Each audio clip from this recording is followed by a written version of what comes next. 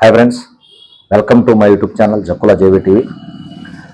ఇవాళ రాజకీయ నాయకులు ఎలా రాజకీయ ఆరోపణలు చేసుకుంటున్నారు చూస్తూనే ఉన్నాం. కానీ పవన్ కళ్యాణ్ గారిని చూస్తుంటే ముచ్చటేస్తుంది.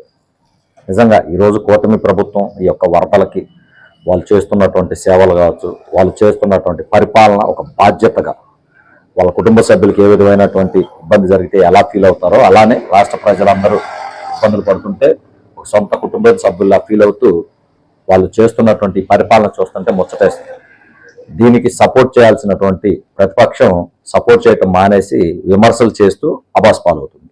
వాళ్ళకి ఫస్ట్ నుంచి ఉన్నదే అధికారంలో ఉన్నప్పుడు కానీ ప్రతిపక్షంలో ఉన్నప్పుడు కానీ ప్రతి దాన్ని రాజకీయ కోణంలో చూడటం అలవాటైపోయింది. ఆ దిశలోనే ఈ రోజున అబాస్ పాలవుతున్నారు వాళ్ళు.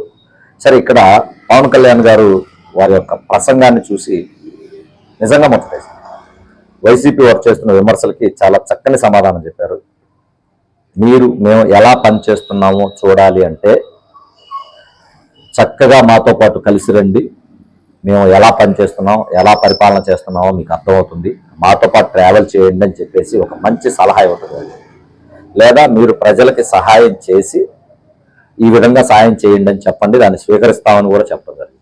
నిజంగా ఒక పరిణితి చెందిన రాజకీయ నాయకుడి ప్రసంగం ఎలా ఉంటుంది అని గత కొన్ని సంవత్సరాల నుంచి ఎదురు చూస్తున్నాం. ఈరోజు ఆ ప్రసంగాలు చూస్తున్నాం.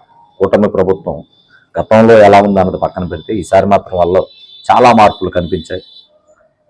పరిపాలన ఏ విధంగా చేయాలి, ప్రజలు అసహించుకుంటే పార్టీలకు పుట్టగతులు ఉండవు అన్నది ఒక భావన వాళ్ళకైతే కలిగింది. దానికి అనుగుణంగానే వాళ్ళు పరిపాలన చూస్తున్నాం. నీటి శాఖ మంత్రి నిమ్మల నాయుడు కావచ్చు, నిమ్మల రామానాయుడు గారు కావచ్చు, లేకపోతే మిగిలిన మినిస్టర్లు కావచ్చు, ప్రతి ఒక్కరు వారికి అప్పచెప్పిన బాధ్యత, వారికి ప్రజలు ఇచ్చినటువంటి బాధ్యతని సక్రమంగా నిర్వర్తిస్తూ చాలా హుందాతనంగా ప్రవర్తిస్తూ ఈ రోజున పరిపాలన సాగిస్తున్నారు.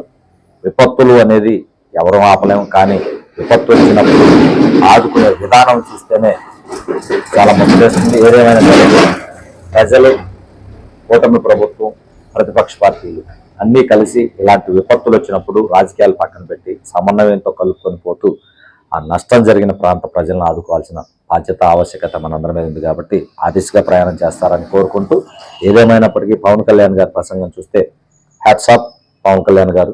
రాబోయే రోజుల్లో ఒక పరిణతి చెందిన రాజకీయాలని, తిట్లు దోషంలో లేని రాజకీయాలని రాబోయే కాలంలో ప్రజలకి అందించే ఉద్దేశంతో మీరు చేస్తున్నటువంటి ప్రయాణానికి మనస్ఫూర్తిగా స్వాగతం చెప్తూ జై జవాన్, జై కిసాన్, జై హింద్.